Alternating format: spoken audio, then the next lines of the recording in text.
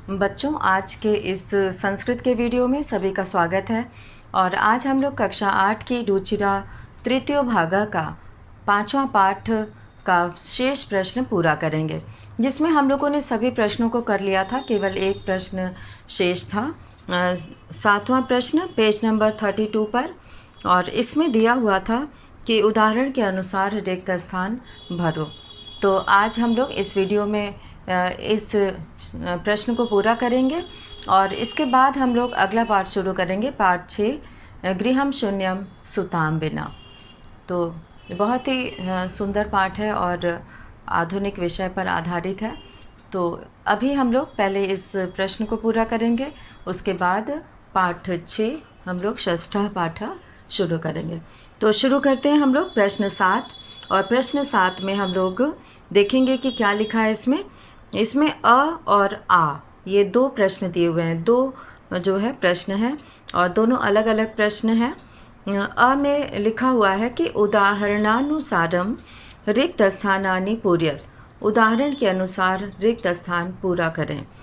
तो यहाँ पर जो है एक वचनम, द्विवचनम और बहुवचनम, ये 3 तालिका दी हुई है और एक उदाहरण देकर बताया गया है कि जैसे मातृ शब्द है तो मातृ का अर्थ होता है माता, और इसमें प्रथमा विभक्ति में रूप बनता है माता मातरौ मातरः। तो यहाँ पे माता मातरौ मातरः। तो यहाँ पे हम लोग सबसे पहले करेंगे पहला प्रश्न। दूसरा जो खाली जगह है उसमें हम लोग यहाँ पर स्वश्री प्रथमा का ही लिखना है, लेकिन मातृ की जगह पर यहाँ पर स्वश्री शब्द हो गया है। तो स्वश्री शब्द है तो इसका भी रूप मातृ की तरह ही चलेगा, क्योंकि ये ऋकारांत स्त्रीलिंग पद है। तो स्त्रीलिंग शब्द है तो इसका रूप मातृ की तरह चलेगा। तो स्वश्री, मातृ, ये सब का रूप जो है एक जैसा चलता है। तो यहाँ पे हम लोग अलग अलग विभक्ति में पूछा गया है, तो हम लोग अलग अलग विभक्ति का रूप लिखेंगे। तो शुरू करते हैं हम लोग उत्तर 7 का अ। उत्तर 7 के अ में जो पहला खाली जगह है इसमें तीनों ही वचन में लिखना है। तो यहाँ पे हम लोग स्वश्री का लिखेंगे, प्रथमा विभक्ति का स्वसा। यहाँ पर एक वचन का स्वसा, पहले एक वचन और द्विवचन बहुवचन यहाँ लिखते हैं। एक वचनम,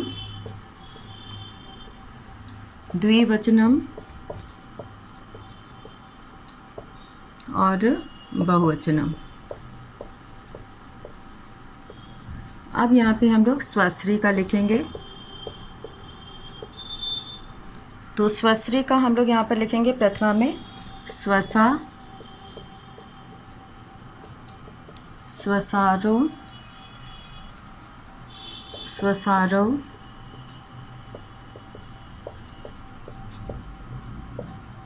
स्वसारः। मातृ, मातरौ, मातरा है तो स्वसारः हो गया। और अब यहाँ पर जो दूसरा पद दिया हुआ है और दूसरे पद में यहाँ पे दिया है स्वश्री का तृतीया विभक्ति।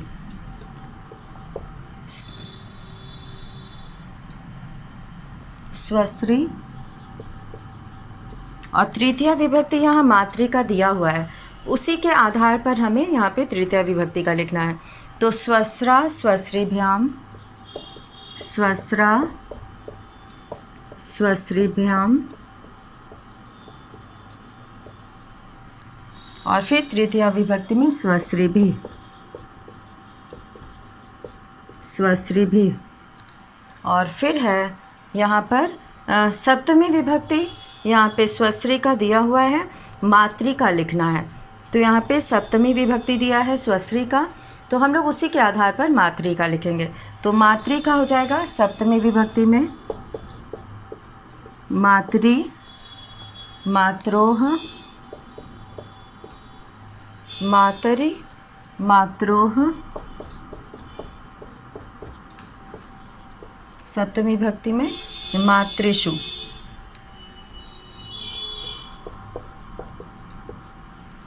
मातृषु हो जाएगा। जैसे स्वश्री से स्वश्रीषु हो गया है तो मातृ से मातृषु। और फिर है यहाँ पे स्वश्री का षष्ठी विभक्ति दिया हुआ है और मातृका षष्ठी विभक्ति लिखना है। तो मातृका षष्ठी विभक्ति हो जाएगा यहाँ पर मातुः, मातुः, मातुः, मात्रोः, मात्रोः, मातृणाम। तो मातृणाम हो जाएगा यहाँ पर। तो इस तरह से हम लोगों ने 7वें प्रश्न का हम लोग यहाँ पूरा किए और ये सभी खाली जगह में भरना है। और अब हम लोग इसका करेंगे, 7 का उत्तर 7 का करेंगे। तो में जो प्रश्न दिया है वो हम लोग यहाँ पे पूरा करेंगे।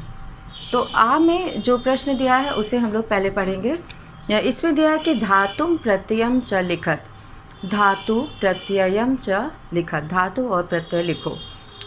तो यहाँ पे जो क्रियापद है उसमें मूल धातु होती है, तो मूल धातु और प्रत्यय यहाँ पर लिखना है। तो यहाँ पे तालिका बनी हुई है, एक तरफ पदानी लिखा है, एक तरफ धातु और प्रत्यय। तो जैसे जैसे यहाँ पे जगह बनी हुई है वैसे ही इसे भरना है। और इसमें सबसे पहले गंतुम यथा करके लिखा है, उदाहरण देकर समझाया हुआ है कि अगर गंतुम है तो इसमें कौन सा प्रत्यय है वो लिखना है। तो गम धंतुमुन ये प्रत्यय लिखना है, गंतुम। और अब है यहाँ पे द्रष्टुम। तो द्रष्टुम में हम लोग लिखेंगे, मूल शब्द जो है इसमें होता है दृश्य। तो मूल शब्द है दृश्य और दृष्टुम है, उच्चारण से ही समझ में आता है कि यहाँ भी तुमुन प्रत्यय है। तो दृष्टुम हो गया। करणीय, करणीय में यहाँ पे अनियर है, करणीय। तो यहाँ पे क्रीधन अनियर, इसका अनीय जो है वो शेष रहता है। तो अनियर में अनीय जो है वो शेष रहता है, इसीलिए करणीय बन जाता है। क्री का जो है री जो है अर में परिवर्तित होता है और अ में जोड़कर करण, और यहाँ पे री होने की वजह से न का ड़ हो जाता है। अब है पातुम। पातुम में है, इसमें पा जो है मूल धातु होती है और तुमुन प्रत्यय है पातुम। तो पा धन तुमुन, मूल धातु में पा और प्रत्यय में तुमुन, पातुम। और खादितुम है, इसमें भी उच्चारण से समझ में आ रहा है कि यहाँ भी जो है तुमुन प्रत्यय है, खादितुम। खाद होता है मूल धातु और तुमुन प्रत्यय है। और अब है कृत्वा, मतलब करके। तो यहाँ पर कृत्वा जो है, क्री इसमें मूल धातु है और कत्वा प्रत्यय, आधा क आधा त और वा, कत्वा। तो यहाँ पे त्वा इसका शेष रहता है। और इस तरह से यहाँ पे जितने भी दिए गए थे शब्द उसका विभक्ति, वचन और यहाँ पे प्रत्यय और मूल धातु ये सब हम लोग कर लिए हैं। तो इसे सभी लोग अपनी कॉपी में पूरा करेंगे प्रश्न के साथ। तो आज के इस पाठ में हम लोगों ने सभी प्रश्नों को पूरा किया। और योग्यता विस्तारः के अंतर्गत यहाँ पर कुछ जानकारी के लिए दिया गया है। प्रधान और उनकी कला परंपरा। प्रधान जो कि आजकल भी गांव में हम लोग को सुनने को मिलता है, गांव के प्रधान हैं। तो प्रधान और उनकी कला परंपरा। प्रधान मुख्यतः गौंड राजाओं की वंशावली और कथा के गायक थे। गौंड राज्य के समाप्त होने पर ये गायक अपनी गाई जाने वाली कथाओं पर चित्र बनाने लगे। इस समुदाय की कथाओं और चित्रकला के बारे में और अधिक जानने के लिए पुस्तक जनगढ़ कलम वन्या प्रकाशन भोपाल का है, ये देखी जा सकती है। प्रस्तुत कथा के संकलनकर्ता हिंदी के सुप्रसिद्ध लेखक श्री उदयन वाजपेयी हैं।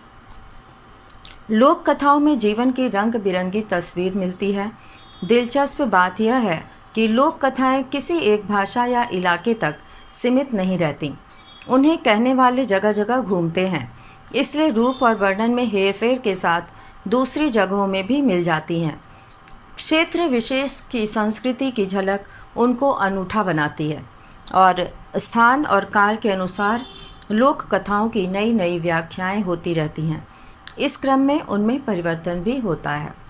तो इस तरह से यहाँ पर इसके बारे में थोड़ी जानकारी दी गई है इस पाठ के बारे में। तो इसी के साथ ये पाठ आज हम लोग का पूरा होता है और हम लोग शुरू करेंगे षष्ठः पाठः गृहं शून्यं सुतां विना।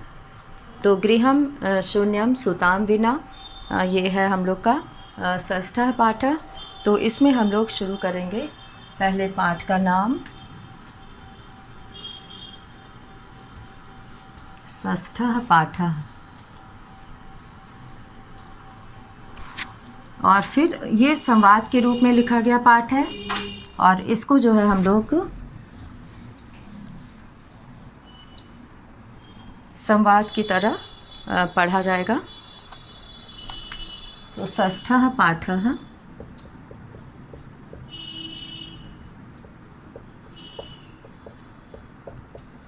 गृहं शून्यं सुतां विना।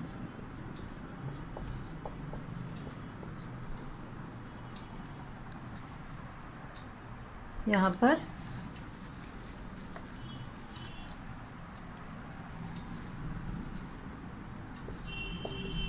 गृहं शून्यं सुतां विना। तो ये पाठ है हम लोग का पाठ 6 और इसके अंतर्गत आज हम लोग कुछ भाग जो है इस पाठ का पढ़ेंगे। गृहम का अर्थ होता है घर, शून्यम मतलब शून्य होना, सूना होना, सुताम विना, सुताम मतलब पुत्री, बेटी के बिना घर सूना होता है। तो यहाँ पर ये इसी पाठ में इसके बारे में बताया गया है।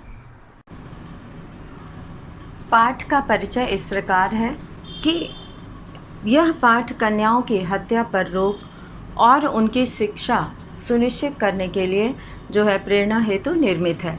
और इस पाठ के माध्यम से ये बताया गया है कि लड़के और लड़कियों के बीच भेदभाव करना अनुचित है और समाज में ऐसे भेदभाव की भावना यत्र तत्र देखी जाती है और जिससे दूर किए जाने की आवश्यकता है।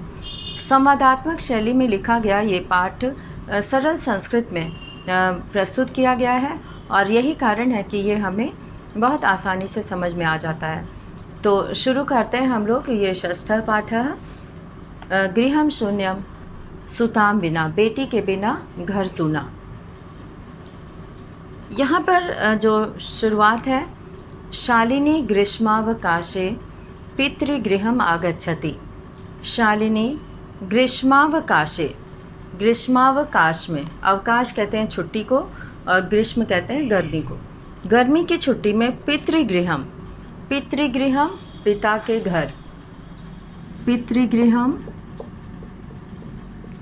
पितृगृहम् का अर्थ है पिता के घर। गर्मी की छुट्टी में शालिनी अपने पिता के घर आती है। सर्वे प्रसन्न मनसा तस्याः स्वागतं कुर्वन्ति। सर्वे मतलब सभी, प्रसन्न मनसा प्रसन्न मन से, तस्याः स्वागतं कुर्वन्ति सबका स्वागत करते हैं। परम परंतु, तस्याः भ्रातृजाया परंतु उसकी भाभी, स्वागतम कुर्वन्ति स्वागत करते हैं। जब वो शालिनी अपने मैके आती है, अपने पिता के घर आती है, तो सर्वे प्रसन्न मनसा सभी प्रसन्न मन से, खुशी मन से, तस्याः स्वागतम कुर्वन्ति उसका स्वागत करते हैं। परम परंतु, तस्याः भ्रातृजाया, तस्याः मतलब उसकी, भ्रातृजाया मतलब भाभी, भ्रातृजाया मतलब भाभी। भ्रातृ मतलब भ्राता मतलब भाई होता है और भ्रातृजाया मतलब भाभी। उदासीना इव दृश्यते, उदासीना मतलब उदास, उदासीना, उदासीना मतलब उदास। उसकी भाभी जो है वो उदास दिखाई देती है। उदासीना एव दृश्य, इव दृश्यते, उदास की तरह। जैसे कभी किसी के चेहरे पे खुशी न हो और वो अंदर ही अंदर चिंतित हो, तो ऐसी उसकी भाभी जो है उदास की तरह दृश्यते मतलब दिखाई दे रही थी। अब क्या होता है यहाँ पर, ये दृश्य है जिसे कि यहाँ पे बताया गया कि शालिनी गर्मी के अवकाश में ग्रीष्म अवकाश में गर्मी की छुट्टी में पितृगृहम आगच्छति, पिता के घर आती है और सर्वे प्रसन्न मनसा, सभी प्रसन्न मन से, खुशी मन से तस्याह स्वागतम कुर्वन्ति, उसका स्वागत करते हैं। परम तस्याह भ्रातृजाया, परंतु उसकी भाभी उदासीना इव दृश्यते, उदास की तरह दिखाई देती है। शालिनी इस बात को महसूस करती है और अब यहाँ से संवाद शुरू होता है और संवाद में सबसे पहला शालिनी का संवाद है और यहाँ पे जिसका नाम लिखा होता है, जो अगला जो पंक्ति उसके आगे है वो उसी की कही हुई बात है। तो यहाँ पे शालिनी कह रही है कि भ्रातृ जाए, हे भाभी, यहाँ संबोधन का निशान है इसलिए हे भाभी संबोधित करते हुए भाभी को कहती है कि हे भाभी चिंतिता इव प्रतीयसे, प्रतीयसे मतलब दिखाई देती हो, प्रतीयसे, प्रतीयसे का अर्थ है दिखाई देती हो, दिखाई देती हो। चिंतित जो है प्रतीत होती हो, यानी कि तुम जो हो चिंतिता इव प्रतीयसे, चिंतित की तरह, जो चिंता में पड़ी हो, तो इस तरह प्रतीयसे मतलब दिखाई देती हो। और सर्वम कुशलम खलु, क्या सब कुछ ठीक तो है?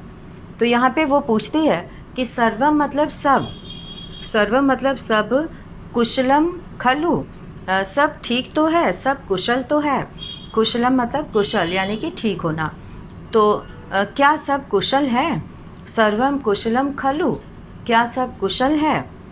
तो माला कहती है कि हाँ शालिनी, हाँ शालिनी, मैं कुशल हूँ। कुशलिनी अहम, कुशलिनी अहम यानी कि आम शालिनी, आम मतलब होता है हाँ, शालिनी मतलब शालिनी नाम है यहाँ पर, हाँ आम शालिनी, कुशलिनी अहम, मैं कुशल से हूँ। त्वद अर्थम किम आनयामि, तुम्हारे लिए क्या आनयामि मतलब लाऊं। तो आनयानि त्वत अर्थम यानी कि त्वत अर्थम किम आनयामि, मैं तुम्हारे लिए क्या लाऊं। शीतल पेयम चायम वा, शीतल पेय अर्थात ठंडा, अथवा वा का अर्थ होता है अथवा, यहाँ पे वा का प्रयोग हुआ है और वा का अर्थ होता है अथवा। तो शीतल पेय अथवा चाय यानी कि गरम। लोग पूछते हैं कि ठंडा पीना है कि गरम पीना है। तो शालिनी भी जो है उसकी भाभी माला वो भी पूछती है कि शीतल पेयम चायम वा त्वदर्थम किम आनयान, तुम्हारे लिए क्या लाऊं। शीतल पेयम चायम वा, शीतल पेय अथवा चाय। तो यहाँ पे आज्ञार्थक में जो है यहाँ पे लोट लकार का प्रयोग किया गया है, आनयानी यानी कि क्या लाऊं। यहाँ पे वो उससे जो है अनुमति मांग रही है, एक तरह से वो उससे पूछ रही है कि क्या लाऊं। शालिनी कहती है कि अधुना तु किमपि न वांछामि, अधुना मतलब अभी, तु मतलब तो, अभी तो यानी कि इस समय तो, किमपि न वांछामि कुछ भी नहीं चाहती हूँ। न वांछामि, यहाँ पे वांछामि का अर्थ है नहीं चाहती हूँ, न वांछामि मतलब नहीं चाहती हूँ। रात्रौ सर्वैः सह, रात्रौ सर्वैः सह भोजनमेव करिष्यामि, रात में सभी के साथ भोजनम एव, भोजन ही करिष्यामि मतलब करूँगी। तो यहाँ पे करिष्यामि मतलब भोजनम एव करिष्यामि, भोजन ही करूँगी, भोजन ही खाऊँगी। तो यहाँ पे भोजन ही करूँगी। तो वांछामि का अर्थ होता है न वांछामि, नहीं चाहती हूँ। यहाँ पे न वांछामि, न वांछामि का अर्थ है नहीं चाहती हूँ। तो वो कहती है कि अभी मैं कुछ नहीं चाहती हूँ। तो यहाँ पर जो है उसकी भाभी जब पूछती है कि शीतल पे चायम वा, तो वो कहती है कि अधुना तो किमपि न वांछामि, अभी तो कुछ भी नहीं चाहिए, रात में मैं सबके साथ भोजन ही करूँगी। तो इस तरह से यहाँ पे शालिनी और माला की बातचीत होती है। बहुत दिनों बाद शालिनी आई है, तो वो जो है अपनी भाभी का चेहरा देखकर उसके अंदर की चिंता को वो पहचान लेती है और उससे पूछती है कि सब कुछ कुशल तो है। तो वो बोलती है कि हाँ कुशल है, और फिर वो उसके लिए कुछ पीने के लिए लाना चाहती है, लेकिन शालिनी मना कर देती है कि अभी तो कुछ नहीं चाहिए, सीधे रात में सबके साथ खाना ही खाऊंगी। अब आगे क्या होता है कि भोजन काले अपि, भोजन के समय भी मालायाः मनोदशा स्वस्था न प्रतीयते स्म। माला अर्थात जो शालिनी की भाभी हैं, उनकी मनोदशा यानी कि मानसिक स्थिति, मनोदशा का मतलब है मानसिक स्थिति, स्वस्था न प्रतीयते स्म, स्वस्थ प्रतीत नहीं हो रही थी। माला जो है उसके चेहरे पे चिंता दिखाई दे रही थी और शालिनी इस बात को बहुत अच्छे से महसूस कर रही थी। तो भोजन के समय भी माला की मनोदशा स्वस्थ नहीं प्रतीत हो रही थी। परम सा मुखेन किमपि न उक्तवती, न उक्तवती मिलकर नोक्तवती हो गया है। नोक्तवती में दो पद है, न और उक्तवती, यानी कि कुछ भी नहीं कहती है। तो यहाँ पर जब भोजन के समय भी माला की मनोदशा, मानसिक स्थिति जो है स्वस्थ नहीं प्रतीत हो रही थी, परंतु वह मुख से कुछ भी नहीं बोल रही थी। राकेश, अब राकेश जो शालिनी का भाई है, वो कहता है कि भगिनी शालिनी, बहन शालिनी, दिष्टया त्वम समागता, बड़े अवसर से तुम आई हो। वो कहता है कि शालिनी, जब खाने के समय सब लोग एक साथ बैठते हैं, तो वो कहता है कि बहन शालिनी, बड़े सौभाग्य से तुम आई हो। दिष्टया का मतलब होता है सौभाग्य से। दिष्टया, दिष्टया का अर्थ होता है, दिष्टया इसका अर्थ होता है सौभाग्य से।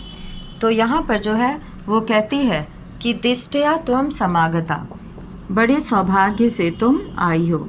तो उसका भाई जो है वो बहुत खुश होता है और वो अपनी बहन शालिनी को इस तरह से कहता है। अब वो कहता है कि भगिनी शालिनी, दिष्टया त्वम समागता, समागता मतलब आई हो, समागता, समागता मतलब आई हो।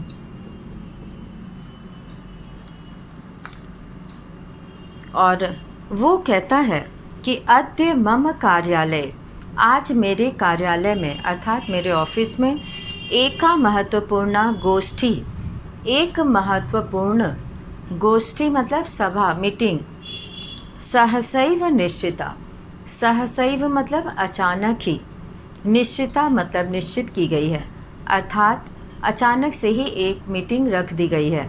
तो उसका भाई बोलता है कि बहन शालिनी, तुम बड़े सौभाग्य से आई हो, आज ही कार्यालय, आज ही मेरे कार्यालय में, मम कार्यालय, मेरे कार्यालय में एका महत्वपूर्ण, एक महत्वपूर्ण यानी कि बहुत ज़रूरी गोष्ठी, गोष्ठी मतलब मीटिंग, सहसैव निश्चिता, अचानक से ही रख दी गई है, निश्चित कर दी गई है। अद्यैव मालायाः, अद्यैव मतलब आज ही, अद्यैव, अद्यैव का अर्थ होता है आज ही, आज ही, वो कहता है कि आज ही मालायाः चिकित्सकया सह, माला की चिकित्सिका के साथ, यानी जो लेडी डॉक्टर है, चिकित्सिका, चिकित्सिकया सह, चिकित्सिका के साथ मेलनस्य, मेलनस्य मतलब मिलने का, मेलनस्य, मेलनस्य का अर्थ है मिलने का, मेलनस्य मिलने का, आज ही माला का चिकित्सिका के साथ मिलने का समय निर्धारित हुआ है। त्वम मालया सह, तुम माला के साथ चिकित्सिकाम प्रति गच्छ, चिकित्सिका के पास गच्छ मतलब जाओ। गच्छ का अर्थ होता है जाओ, यहाँ पर गच्छ का अर्थ है जाओ। वो उसका भाई बोलता है कि तुम माला के साथ चिकित्सिका के पास जाओ। गच्छ यहाँ पे लोट लकार का प्रयोग है। वो कहता है कि चिकित्सिका के पास जाओ और तस्याह परामर्शानुसारम, उसके परामर्श के अनुसार यद विधेयम तद संपादय। यद विधेयम यानी कि जैसा जो करने योग्य है, यद मतलब जो, विधेय मतलब किया जा सकता है, जो करने योग्य है, तद संपादय उसको जो है वो करना है। वो कहता है कि उनकी सलाह के अनुसार जो करना है उसे कर लेना, तद संपादय उसे कर लेना। तो इस तरह से वो अपनी बहन शालिनी को कहता है कि तुम बड़े अवसर से यहाँ आई हो, बड़े सौभाग्य से यहाँ आई हो, और तुम अचानक ही मेरी मीटिंग है, इससे मैं नहीं जा सकता, तो तुम इसको माला को चिकित्सिका के पास, इसकी डॉक्टर के पास ले जाओ और जैसा वो परामर्श देंगे, जैसा वो सलाह देंगे वैसा कर लेना। तो इस तरह से उसका भाई जो है शालिनी को बोलता है। शालिनी कहती है कि किम अभवत, क्या हुआ? भातृजायायाः स्वास्थ्यम समीचीनम नास्ति। किम अभवत मतलब क्या हुआ? भ्रातृजायायाः भाभी का स्वास्थ्य तबीयत समीचीनम नास्ति। समीचीनम मतलब ठीक, यहाँ पे समीचीनम पद आया है यानी कि ठीक। समीचीनम का अर्थ होता है ठीक। तो यहाँ पे हम लोगों को ऊपर लिखेंगे इसको, समीचीनम का अर्थ होता है ठीक। वो पूछती है कि क्या भाभी की तबीयत ठीक नहीं है? समीचीनम।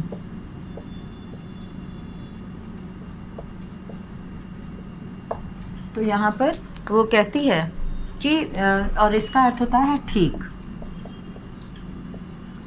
अति समीचीनम बहुत ठीक कहते हैं, बहुत ठीक होता है ना, बहुत ठीक बोला जाता है, तो अति समीचीनम। तो यहाँ पे वो कहती है, शालिनी के मन में बहुत सारे प्रश्न आते हैं कि ऐसी क्या बात है। तो शालिनी कहती है कि किम अभवत, क्या हुआ? भ्रातृजायायाः भाभी का स्वास्थ्यम समीचीनम नास्ति। भाभी का स्वास्थ्य ठीक नहीं है। नास्ति मतलब नहीं है, तो और समीचीनम मतलब ठीक, तो ठीक नहीं है। अहम तो मतलब मैं तो। ह्यः प्रभृति, ह्यः का मतलब होता है कल से, बीता हुआ कल। यहाँ पे ह्यः का अर्थ होता है बीता हुआ कल। वो कहती है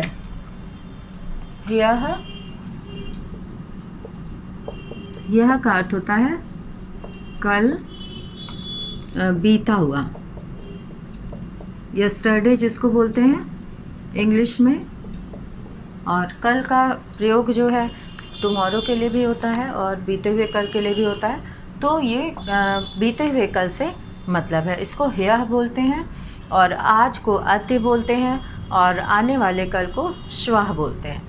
तो ये जो है तीनों के लिए तीन पद का प्रयोग किया जाता है। तो शालिनी कहती है कि अहम तो ह्यः प्रभृति, कल से।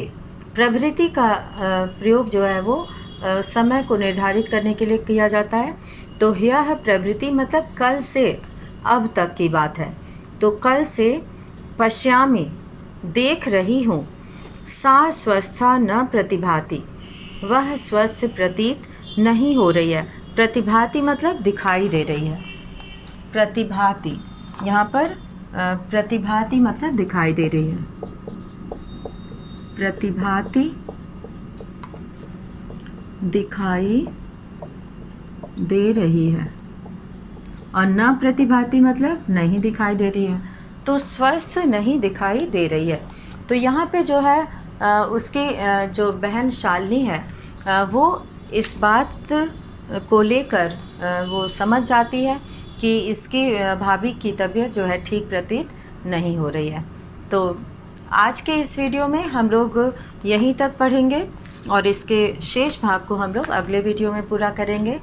तो आज हम लोगों ने इस आधुनिक समय में जो आज के समय की बहुत ही आवश्यक जो है विषय है ये, और इस पर सभी को विचार करना चाहिए।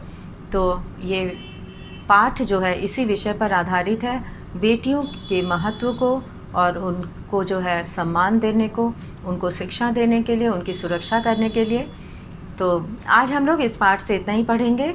धन्यवाद।